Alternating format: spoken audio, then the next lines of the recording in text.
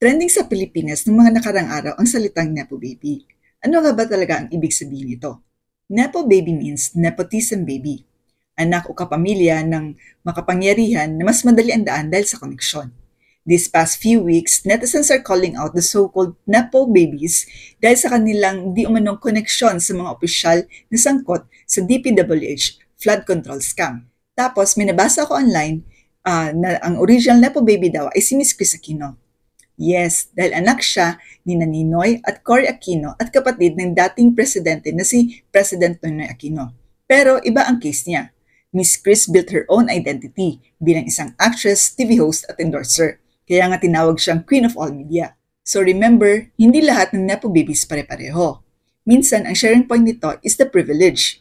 Pero effort, talent at syaga ang key to success. Kaya bago tayo manghusga, alamin muna ang context. Be kind, be you always.